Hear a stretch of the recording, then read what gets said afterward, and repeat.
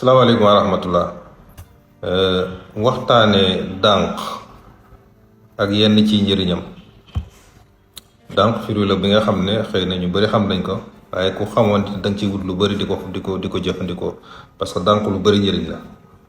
Am na vitamine C bu doy, fibre bu doy, potassium bu doy moom dànk. Gis nga dànk di ko jëfandikoo rek day faj soj. Tey boo sojoon nga dem wut dànk yendoo màcc rek waaw bu ma nee yendoo màcc mu nga màcc ci lu mu néew néew juróomi dànk suba juróomi dànk ngoon waaw soj bi da lay bàyyi. Bu dee sëqat su tar dànk da koy faj. Gis nga ñi am problème digérer sax dànk baax na ci bu dee da nga am problème reesal boo lekkee waaw dànk dafay faciliter la digestion, day tax ngay reesal. Gis nga hypertension baax na ci parce que dànk wax naa la léegi dafa am potassium, baax na ci feebar yi jàpp put. waaw dafay régler sax sa suukaru yaram, dànk dafay régler sa suukaru yaram waaw dànk. maa ngi wax léegi ne baax na ci diabète parce que dama fibre, waaye am na leen li ci nekk ci secret. Gis nga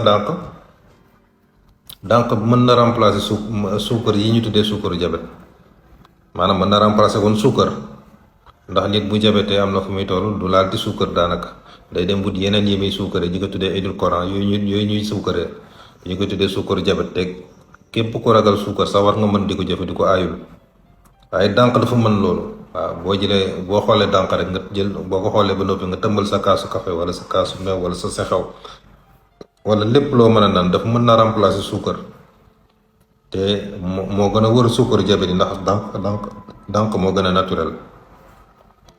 Gis nga dànk même soo delloo ci garab gi day faj. xam nga xasum dànk day faj siti. boo ko defee traitement ñetti weer mu fajal la siti ba mu jeex ci yow.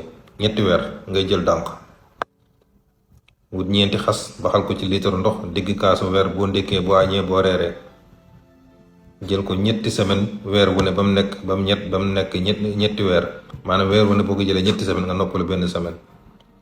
boo ko defee siti bi day dëñ ba set ci yow. xasum dànk ñi am problème biiru tànj, problème hémorroïde ak tawat yi nga xam ne dañuy wàllante ci wàllu sëy da koy faj. boo jëlee ci xas mi nga baxal ko di ko naan comme ni ma ko waxee ñetti yoon ci bés bi.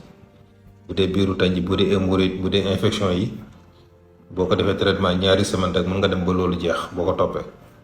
waaw bu dee bopp buy métti bu sonal borom, xasum dànk ngay boole xobi dànk baxal di naan benn bu ne ngëb, wala ngëbu loxo ci xob yi, ñeenti xas nga baxal ci litre ndox, digg kaasu weer ñetti yoon ci bés bi, gannaaw ndékki, gannaaw añ, gannaaw reer. waaw bu dee feebar yi jàpp roñoo tamit, muy feebaru insuffisance rénale wala calcul wala nu mu mën a tudd, fexeel boole dànk, xobi dànk ak xas mi rek di ko jëfandikoo, mooy mën na ci dara. bul fàttee abonné bul fàttee abonné